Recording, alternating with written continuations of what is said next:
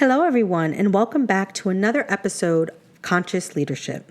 In today's episode, we embark on an exploration in the realm of impactful leadership, the profound domain of emotional intelligence.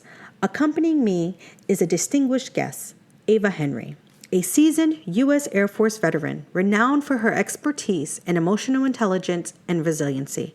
Together, we'll delve into the intricate layers of emotional intelligence and its profound interconnection with the art of conscious leadership. Welcome to Conscious Leadership, the podcast where we delve into the art of impactful leadership, one conscious step at a time. I'm your host, Dakota Lima, and together we'll explore the realm of self-awareness, empowerment, and purpose-driven leadership. Get ready to ignite your leadership potential and make a positive difference in your life and the life of those you lead.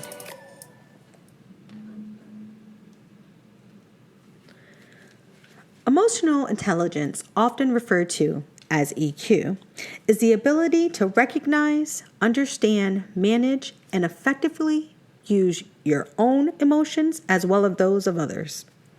It forms the cornerstone of conscious leadership, enabling us to navigate challenging situations, build meaningful relationships, and inspire positive change. Whether you're leading a team, managing a project, or interacting with colleagues, your EQ plays a pivotal role in your success. Emotional intelligence encompasses 5 key components: self-awareness, self-regulation, motivation, empathy, and social skills. But I add a 6th component: communication. We'll delve into each of these components, exploring how they contribute to effective leadership and why they're essential in today's dynamic and interconnected workplace.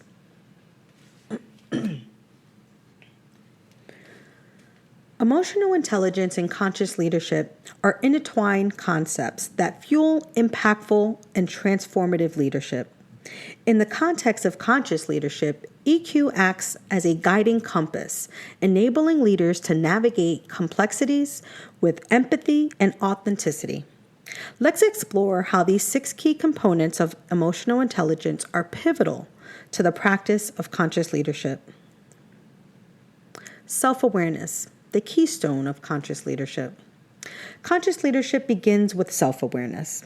Leaders who understand their emotions, strengths, and limitations can make intentional choices aligned with their values.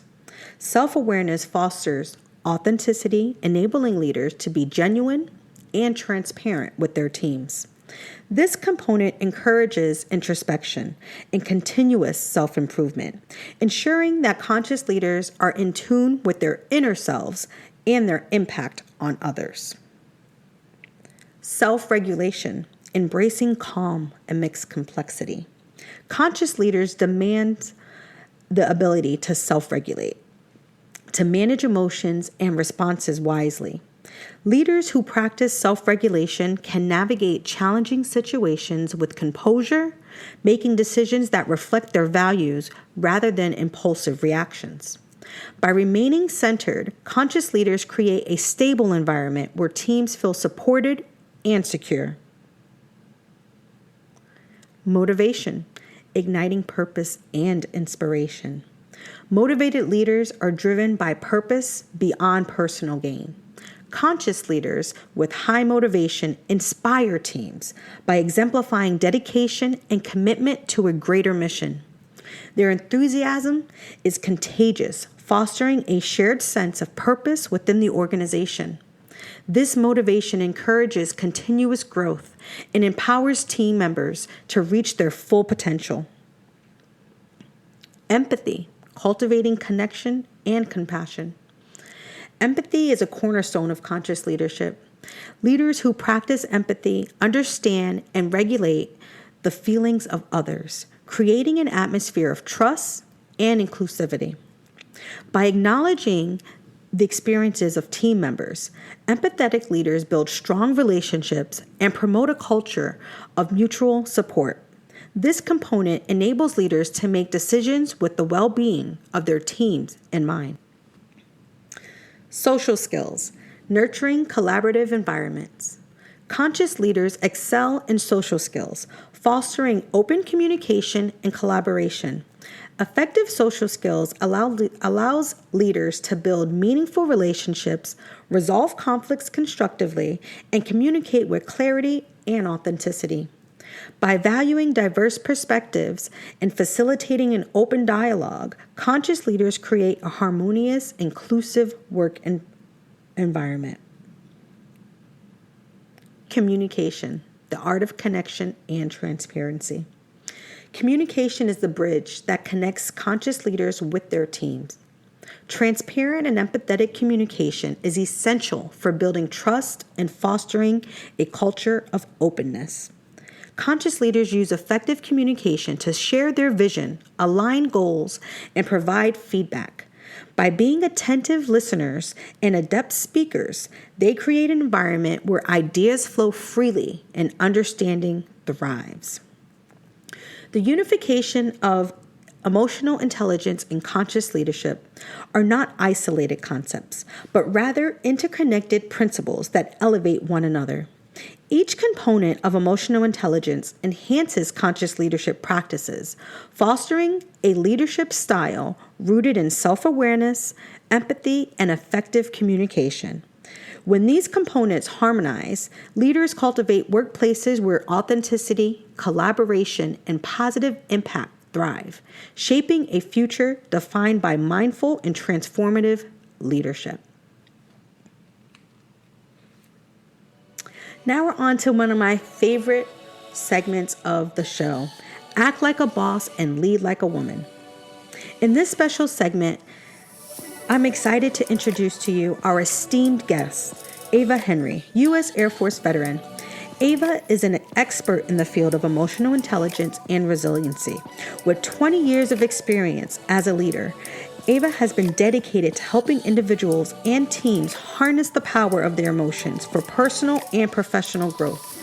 Join us as we discuss the importance of emotional intelligence in leadership. We'll speak on strategies to enhance your EQ and how Eva's journey has influenced her perspectives on conscious leadership. So welcome to the show, Eva. Please tell our listeners a little bit about yourself and your journey and how you've become an expert in emotional intelligence. Well, thank you so much. I'm super humbled to be here. So thank you again for having me. So yes, like you said, I have 20 years of military service behind me, and it was a full-on journey of just self-exploration and growth. I would say from the moment that I set foot in the Air Force, starting out, I came from a home where there really wasn't any emotional intelligence. I would say the best way to describe my upbringing was extremely turbulent. And so when that's all that you see and that's all that you know, you believe that that's how things should be. And that is so far from the truth. And as I joined the Air Force and I got to my first duty station, my supervisors were actually doing what they were supposed to be doing and giving me that critical feedback and telling me how I came across to others.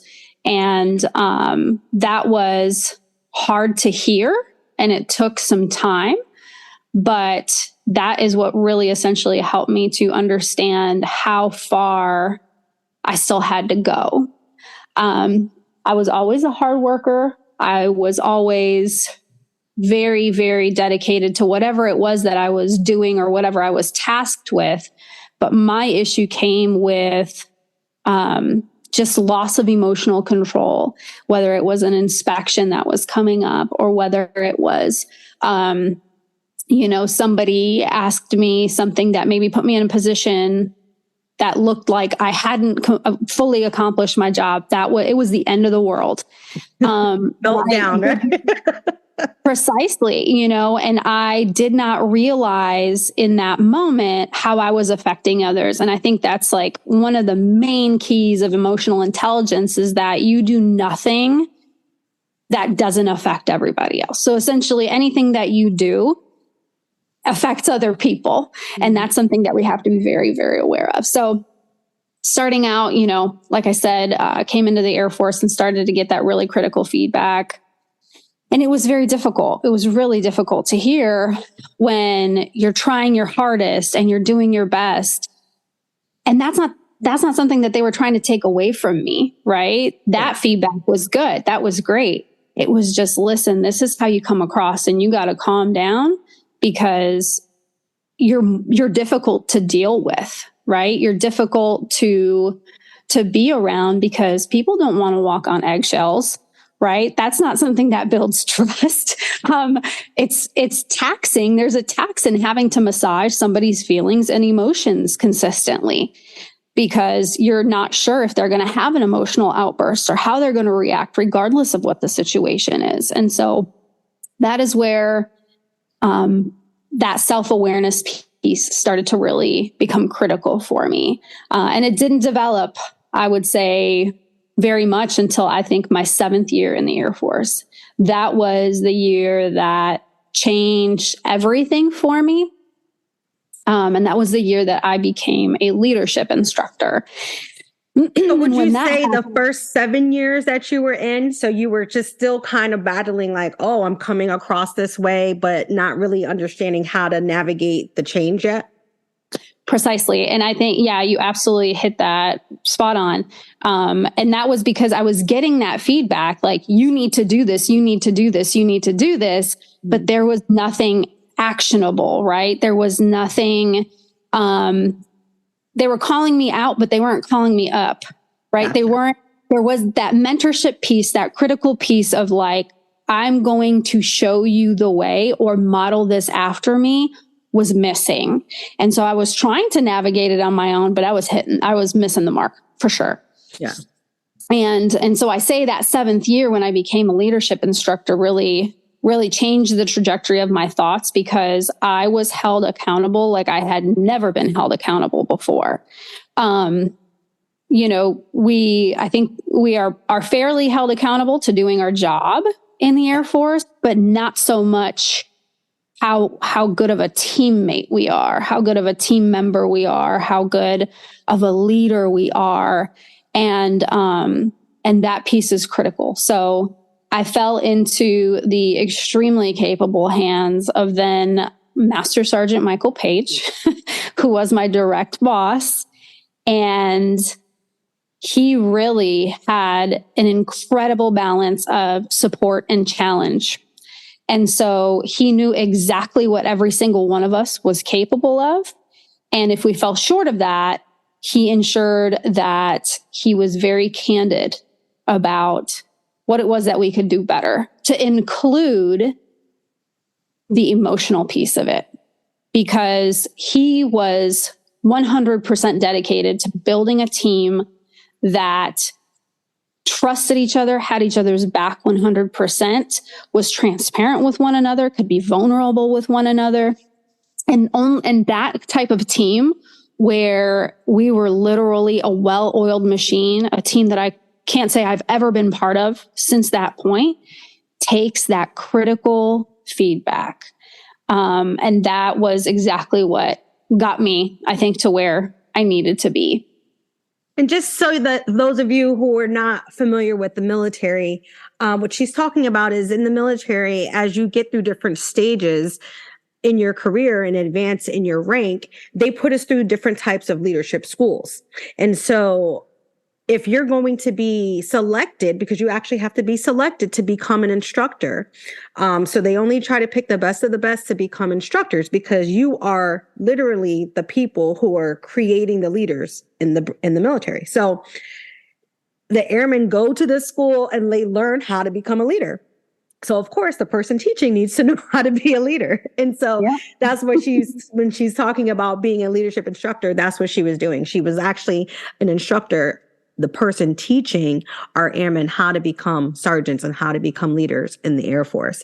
And that is a very, very extremely pivotal job, because, you know, when you're in the military and you're leading people, not as much in the Air Force, like we're not leading people to their deaths, but you know, when you're in a leadership position, you know, you are kind of setting the tone of the trajectory for that that unit. And so as you heard, she said earlier, she was 7 years, people telling her, okay, your emotions are affecting you this way, but they didn't really give her the steps on how to fix that. And then when she became a leadership instructor, the person in charge said, hey, these are the action steps you can take. Okay, so now we know that you're a good leader, but let me make you a better one, And so understanding her emotional intelligence and how her emotions from her childhood has lingered into her adulthood. And that's kind of the same thing that happens with everyone. But understanding her self-awareness, so we're going to kind of get into this next part of it, it was pivotal. It was a turning point in her career. And I'm sure she was able to affect a lot of people after the fact in a positive way, because now she has more emotional intelligence. She's aware of herself. So now that we kind of have a little bit of the importance of, or understand the importance of emotional intelligence, tell me a little bit about how leaders can develop their self-awareness and why it's so critical for fostering meaningful connections and collaborating with the team members in your organization. Yeah, I think, oh my gosh, if you ask me what is the one foundational thing that a leader can do to become a better leader, hands down 100% self-awareness, right? Self-awareness. And then once you've gotten to that point, you can be self-aware but not care. So self-awareness backed by intention. Absolutely. And I think there really is no magic formula to becoming self-aware. It's through that intention. And for me, because I can only speak from experience, but for me, it was going through a lot of the personality assessments, the Myers-Briggs, the 4 lenses, DISC, the 4 colors, 5 voices, all of these personality assessments really help to solidify what you already know about yourself, but they take it to the next level of not only this is who you are, but this is how you interact. This is what it's like to be on the other side of you. Yeah. And that is the choice that you have to. Oh, hold on. We froze real quickly. It could be the hurricane over here. I'm having hurricane. Over here in Florida. Well, did the recording? No, I paused it to see if that was going to help. I hear you, but I just don't see you. Go ahead. You can keep talking. Okay. Oh, sit in there. But we were talking about self-awareness. Yeah. Self-awareness. So like I was saying, if you ask me, and people have asked me, those that I've mentored, what can I do to become better? It's always 100% undoubtedly going to be the self-awareness piece. Because you need to be aware of how you're coming across to other people and how you're received by other people. And that means that you probably should care, right? Because if you don't care, that's a completely different story. We got more work to do than just becoming self-aware. But it is really all about that intention. So taking the personality assessments, not only waiting for the feedback, but asking for the feedback, being open to the feedback, and then acting, not only asking, but acting on the feedback that you've been given.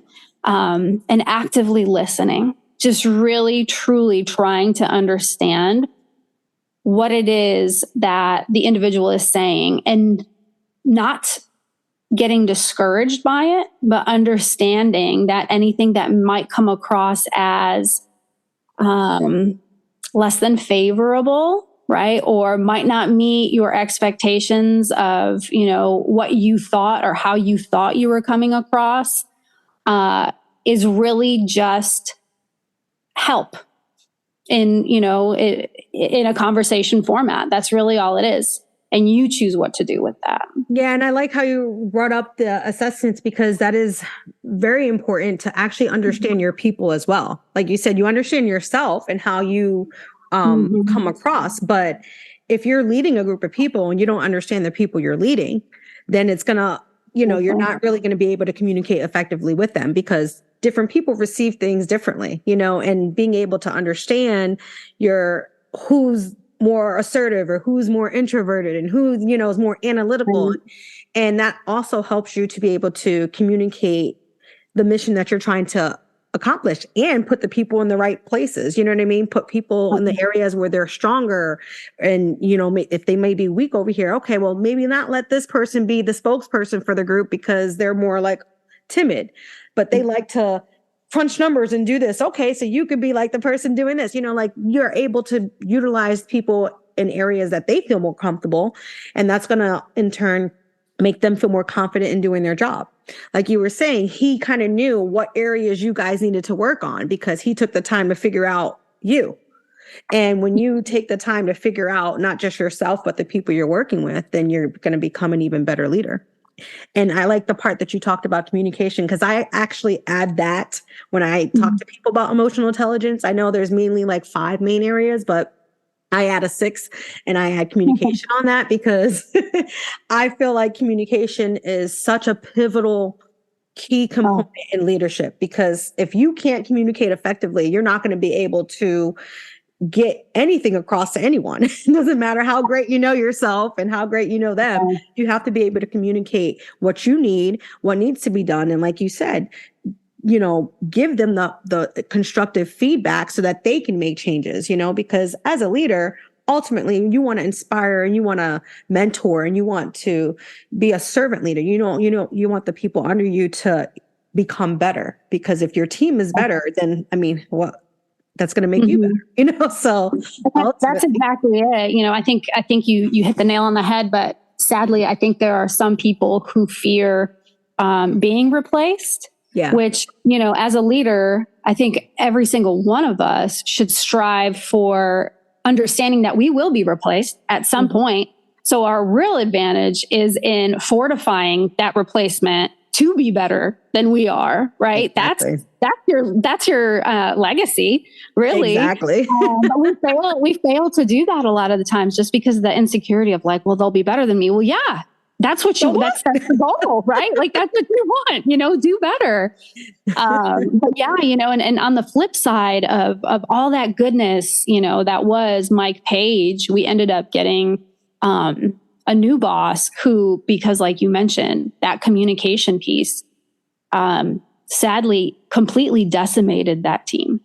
I'm talking, we were not who we were. We were a fraction of who we used to be. And it was all due to the complete lack of communication. And it was everything from, little things that we don't really pay attention to, but simply like building rapport, I don't know if you've ever been in this situation, but for instance, it's early in the morning and I'm a very good morning. How are you doing? How is this going? I try to remember things about prior conversations, so on and so forth. This individual would come right in, stand at the threshold of my office and fire tasks away. There was no good morning, no how are you doing, nothing, no salutation. And that sets a tone. And it really, it's something so small, but it has such a great impact. And a lot of times we don't fully understand how those tiny little things add up to become huge, huge things that end up really leveling an organization. I appreciate candid feedback. I appreciate the truth. To steal a line from Brene Brown, clear is kind and unclear is unkind. And there was zero clarity with this individual. And, that translates into that emotional intelligence 100%. So I'm with you that there is a 6th portion, and that is that communication piece. It's a respect that you give to somebody to say, I care about you enough. I care about our relationship and our team enough to tell you the truth or to come to you when I do have an issue. And it was just avoidance. Yeah, because if you let the people that you're working with know that you value their opinion, you value them as individuals. Exactly. I have always found that when people feel valued and they feel seen, they work 10 times harder. They will go above and beyond. Yes, They ma'am. will go out of Mhm. their way to show you because they see, oh, they see my work ethic. They see what I'm doing. So let me show you how great I can be.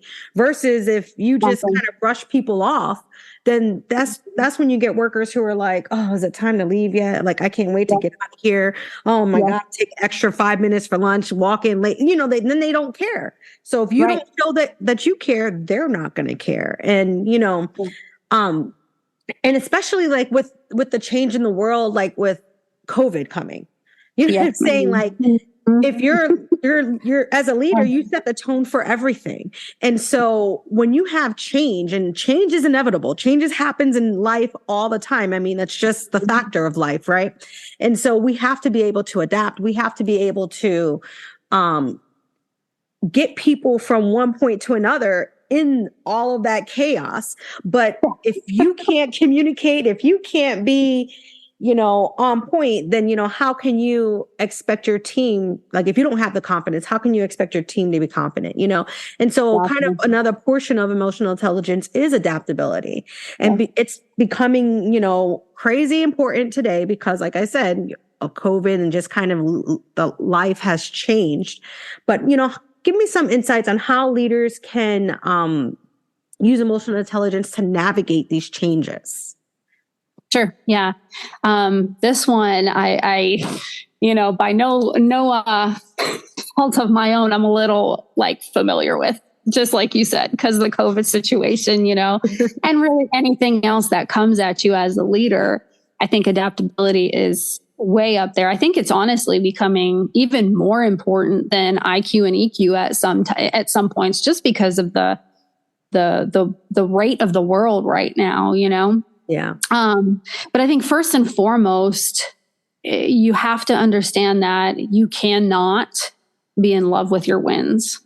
You cannot, you have got to not be attached to the outcome, especially when you don't have enough information or you have no information, right? The most important thing that you can do is make a decision confidently and course correct, right? Make those tiny little adjustments as you go, but you have to go. You have to move out on a decision because you cannot remain crippled, especially in front of your people. You get crippled, you're going to cripple the rest of the team. Mm-hmm. So that was absolutely critical. As I look at the entirety of the pandemic, I remember I was pregnant. I was very pregnant going into this pandemic, and I was, man. yes, ma'am. I was working at Transcom, and I was working for the senior enlisted leader. And I will tell you, out of, I don't know, it was about 1,300 people in that building. We were down to 27. Everybody else had to be removed from the building, and just operating in that posture and watching the highest levels deal with such a complete lack of information and way forward with the ultimate of grace while carrying the weight of the world on their shoulders was probably one of the things that I will remember the most about my military career, is that in the face of complete adversity and fear, shutdown, all the negative things, you can still pave a way. And that's exactly what they did. So, we remained physically going to work. The 20 some of us, we would come in and we would monitor the world, because Transcom is the epitome of logistics worldwide, really. When it comes to the DoD, we were dealing with massive issues. It was all PCSs were stopped, but permanent changes of station for those of you that aren't military, right? All movement of troops was completely seized. And so we had thousands and thousands of people stuck at ports. We had to quickly navigate through that. Luckily, they had the greatest brains in the DoD come together and in that organization come together and just say, this is what we can do. let's move out, And so it came down to, that's where it was, okay, everybody mask up, temperature checks. And that's what we can do. Right. Hold on, but we got to keep moving, right? Hold on, but don't hold still, kind of thing. And so watching them just navigate through all of that was absolutely incredible. And then after I had my daughter, I ended up in charge of an organization of over 200 people. And that was another completely jarring thing for me, because now, I wasn't just watching somebody deal with this or in a support role for somebody dealing with this, that this was on me. Yeah. It was on me. And I had to really have the emotional intelligence, because we've got multiple single parents. We've got people who have spouses that have illnesses. We had a slew of challenges to deal with, but also to keep the mission running. Mm-hmm. We didn't have the option to just stop. So we had to figure out what we could do. And when it comes to adaptability, that's a huge lesson too, is sometimes we throw the baby out with the bathwater, right? We're like, oh, I can't do this. I'm just going to whatever. I'm just going to either quit or regress and go back to the way that we've always done it, But I would implore people to do what you can do until you can do what you want to do. And that really, really helped us. We said, what can we do? Well, we can set up this portal for customer inquiries. We can do the portal. We can, we can assist by having, half of the people in the office and half of the people at home, and then we'll switch off weeks. And it's essentially everything that everybody else started to do as well. That's not to say that there weren't challenges with the policies that we put in place as well, right? Like, people still got COVID. There were issues with these portals and all of this awesome, innovative distance stuff that we put in place. But what you do is you just course correct, right? And you fix it. But one of the issues that we had was people were expecting a resolution within 24 hours versus a response within 24 hours. And those are two very different things, right? Yeah, especially when you're talking about, when you're talking about, customer service, for instance. Like, I happen to be the senior enlisted leader for our wing staff agencies, which includes, legal assistance and the finance office, all of those helping entities that really are important to people. Mm-hmm. And so we had to really fix that and say, okay, you can expect a response within 24 hours, but a resolution, we need at least 72, right? And so once you give people that clarity, it's easier for them to adapt. So there's so much to that adaptability piece, but really going into it, just understanding that it is going to be a tiny little incremental change here and there until you get to where you want to be. And I don't know if anyone out there has heard of or seen the Marshmallow Challenge. Have you heard of the Marshmallow Challenge? No, I have not. I'll have to bring this up. And if you have a chance, definitely YouTube it, because it absolutely talks to the power of adaptability. And so I actually used to use this with my students. So you are given, they give teams, it was several sticks of spaghetti, marshmallow, some tape, and some string. And so the goal is, the marshmallow, goal is spaghetti, like spaghetti. Spaghetti, yes, uncooked. And the goal is to build the highest tower possible, given those materials, and then you place the marshmallow on top. And so it was just such a perfect example, because towards the end of it, I think they give them 28 minutes, if I'm not mistaken, to construct the tallest tower that they can.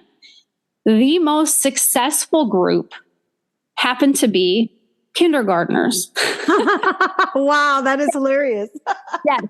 The most unsuccessful group happened to be a bunch of recent MBA graduate students. And that was because one very, very tiny difference. The MBA students wanted to have everything perfect. They spent all their time planning, right? Instead of starting to build. The kindergartners were like, cool, let's build this tower, and so they just started building, and they would course correct as those issues arose. They were like, oh, well, we thought we could do that here. Nope. And so they just kept on going. They just kept going. Just keep going, right? Instead of trying to come up with this no fail plan, because there is no such thing. Nothing is guaranteed ever. And so, the Marshmallow Challenge is just so perfect, and it speaks to adaptability so very well. You just do what you can do with the information that you've given, and you course correct along the way. Yeah, that's amazing insight. It kind of reminds me of I was actually at the post office at the time of COVID. And it was crazy. I was working at one of the plants. I was a manager there at one of the plants, and it was just insane because, everybody was shipping toilet paper everywhere. And, I mean, the amount of toilet paper that we saw coming through was hilarious. We would just crack up. We're like, oh, toilet paper. It's like people were, buying them and running out. So people were shipping toilet paper to family members everywhere. And you're just thinking of all the things. Is right. Toilet paper is funny. But yeah, no, I remember being at the post office at the time, and we were considered essential personnel. So we all had to go into work and stuff, and it was crazy hours, and everyone is just miserable because everything that's going on, and just like I am here in Florida. Florida didn't quite shut down like the rest of the world, but because I guess we're just here special in the state of Florida. But at least it didn't seem like we shut down where I was. But yeah, like it was so crazy. And we actually I ended up getting COVID, and I remember, and we were sick, and we had to be home for a couple of weeks. I think I was off for like 6 weeks, and then just kind of getting back into work and trying to like start over again and pick up where you left off. It's a lot. You have a lot of change at a short amount of time. And like you said, being able to adapt and being able to make decisive decisions, like to take decisive action instead of just freezing. It kind of also reminds me a little bit about what I talked about in last week's episode, which was that importance of pausing and like kind of resetting yourself, like, okay, when things are going crazy, like stop for a second, right? Take a deep breath, reassess, and then take your action. You know what I mean? Because, just being able to take that one little quick time to realign yourself gives you that second to be able to make a better decision. And then when you're in a leadership position, people are looking to you. And so some people may feel a little, of like you said, that weight on your shoulders, but you have to just trust in your ability. And I feel like emotional intelligence, that's not something that's going to happen overnight. No, it's something that it takes work. It takes time. There's different things that you can do to be able to increase your emotional intelligence, because there's different areas of it. Yes, it's about self-awareness, but it's also about self-regulation. It's about communication. It's about motivating. It's about, so there's all of those different aspects of it. And when you just look at yourself, where you stand in reference to all of those things, you might have an area where you're extremely strong, but then there's another area where you're a little bit weaker, and that's kind of where, we were talking about just being aware of yourself, where you stand in that space. This way, what areas you can improve upon. What are some things that you think, like you said, there's no actual specific formula, but what would you say, or what have you told your students in the past, some little action steps that people could take to start going down that road of becoming more emotionally intelligent? Sure. I think one thing, that discombobulates us sometimes is when we ask why, versus trying to focus on what we're supposed to learn from our situations. I'm personally going through something right now, and I am naturally inclined to just, why me, and I find myself, but again, through the power of intention, just being deliberate and understanding that I will never get to the bottom of why. I will never get to the bottom of why. What I can do, and what is far more helpful and has been far more helpful for me, is to ask, what is it that I'm supposed to learn from this? What is it that I can take away to not only be better for myself, but again, for everybody around me, right? I refuse to believe that the trials that we go through are not meant to serve somebody else. Like, I refuse to believe that, like that this is what we go through things for, so that we can be a resource for others. And so that has been absolutely pivotal for me. And the person that actually taught me this is this author, and I had to bring this book. It's called Insight. It's called Insight, and it says the surprising truth about how others see us, how we see ourselves, and why the answers matter more than we think. And it's by Dr. Tasha Eurich, and it is absolutely phenomenal. Like, if you have a leader that is that lacks self-awareness, I highly suggest that you take this book and put it on their desk. Like, I don't know, it's going to work out one of two ways, but I am telling you, through and through, she's so thorough, and she talks about, why versus what, and the studies are just amazing pertaining to the tiny shift of the question and how you perceive things and how much you learn about yourself. So that is number one for me. 100% is the self-awareness piece, and asking, what am I supposed to learn versus why is this happening to me? And then the difference between, we hear about, well, you got to think about it. You got to think about it. You got to think about it. But the difference between the reflection and dwelling. And that's where that what versus why, right, is there's a clear line between them. Reflection is, what is it that I'm supposed to learn from this? How can this benefit others? What can I gather from this current situation that will somehow help somebody else in the future?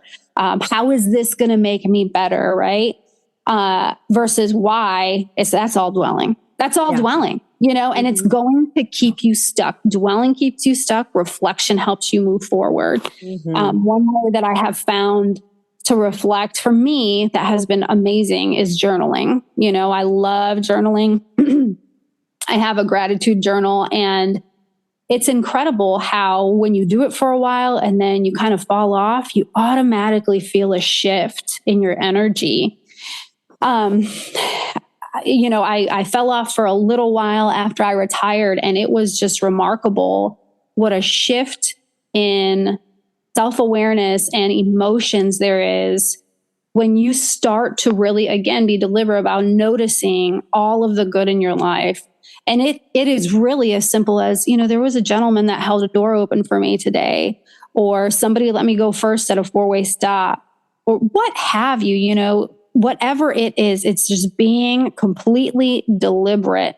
And that takes it takes mindfulness, and really slowing down to do your best to be mindful. Because I know all of us have experienced this. We get in our car and we're like in our car, in our driveway, and then we're at work and we have no idea how we got there, which is right? Because it's this muscle memory. I have no idea how many trees I passed, or, there was a bird somewhere. Like, I don't know, because my mind is all over the place. Well, people get stuck in that routine of habitual life, period. That's why they call it the hamster wheel, because you just get up and you just do the same thing every day, and you don't really take any time to reflect on anything that you're doing. And so you can't really truly live your life intentionally if you don't take the time to stop and reflect. That's kind of what keeps people stuck, because you're just going through the motions and you're not even realizing, like you said, muscle memory is a real thing, and just like you don't even think about breathing, you just get up and breathe. You already know how to do it. When you get dressed, when you were a baby, you didn't know how to tie your shoes. You had to learn. And when you first started learning, you were really focused on it. Your brain activity was like going, trying to figure this out. But now, sure, as adults, we just put our shoes on. We don't even think about, I got to tie this lace right now. You just do it. It's like second nature. And just like you said, driving, like my daughter she has her permit right now. And so it's so funny, like being in the car, she's so like tense, you know what I mean? And I think back, and I remember, man, I used to drive like that too. When I first started, now Yes. I've been driving so many years, I don't even think about it. And that can happen where I get in the car and all of a sudden I'm at my destination. How did I get here? You know, because Yeah. your brain does, it kind of just goes Yeah. off into thinking other things, because when you're so used to doing the same activity over and over Mhm. and over, your brain doesn't have to think about it to accomplish it. And so Yeah. you can get very systematic like that with your job, with your life, with your home life, with your family, with your kids, with relationships. And people don't realize Mhm. you can be very systematic with even relationships, not just, and so all of Yes. those things, when you start to try to live more intentionally, and Mhm. purposefully, and take that perspective shift on things, like you said, don't just think, why is it happening to me, being the victim. Take a step back, say, okay, this happened. You can ask why it happened. Okay, now you see what happened, but Mhm. what's the lesson in it? Yes. Like you said, there's always something to learn, and Yes. life's going to keep bringing you the same lessons until you take the time to actually learn it. Yes. So when you take a step back to learn the lesson, then you can say, oh, that's why this keeps Mhm. happening. And Yes. then you can change it, and then you can make things happen for the better, instead of it. Exactly. Yeah, it's Yeah. 100%. I completely agree. And journaling is amazing. Journaling is amazing. It's something I tell people all the time. Yes, write things down, not just Mhm. what happened to you, but even the things that you want. You know what I'm Yes. saying? Just write them down, because that's going to keep that in the forefront of your mind. And Yes. then you can make the decisions throughout your day with those intentions in mind. You know what I mean? And so, yes, very, very, very great and amazing insights. So is there anything that you're working on right now, or a way that some of our listeners would be able to get in contact with you if anybody would like to get more information? Yes. So I actually just became a consultant for a group called Giant Worldwide. And they are absolutely phenomenal. So, if anyone has questions about emotional intelligence itself or self awareness, this is through all of my years of leadership training, teaching, resiliency, all of it, hands down, the most palatable, simple system, tools I have ever seen. So, I would love to help anybody that wants the help, that is ready to make a change, like a true lasting change, Mm-hmm. and is really, really focused on how they are coming across to people. So yes, so I absolutely am working on that right now. My email, which would probably be the best way to reach me, is EVAHEN26. So that's Eva Hen 26 at gmail.com. Okay, perfect. Well, I really appreciate your time, and thank you so much for taking the time out to be a part of our show, Conscious Leadership. And you guys all heard it here. If you would like some more information about emotional intelligence and ready to take that next step in your leadership journey, please reach out to me or Ava, and I will put her information at the bottom of the episode so that you guys can get in contact with her as well. So thank you so much. Thank you. I really appreciate it. Now that you understand the significance of emotional intelligence, let's dive into practical steps you can take to enhance your own EQ. So, self-reflection, dedicate time for introspection. Regularly examine your emotions, thoughts, and reactions. Understand your triggers and patterns to gain insight into your emotional landscape. Mindfulness practices and meditations. Practice mindfulness to stay present and aware of your emotions in the moment. Meditation can help you develop a non-judgmental approach to your feelings and enhance self-awareness. Journaling. Maintain a journal to track your emotional experiences and reflections. Write about challenging situations, your reactions, and the lessons you've learned. The practice promotes self-awareness and self-regulation. Active listening. Hone your listening skills by fully engaging in conversations. Focus on understanding, the speaker's emotions and perspectives. This practice nurtures empathy and strengthens relationships. Seek feedback. Encourage honest feedback from colleagues, team members, and mentors. Constructive feedback can provide valuable insight into your emotional impact on others and areas of improvement. Conflict resolution training. Learn conflict resolution techniques that emphasize understanding and collaboration. This skill supports empathetic responses and contributes to a harmonious work environment. Pause before reacting. When faced with intense emotions, take a pause before responding.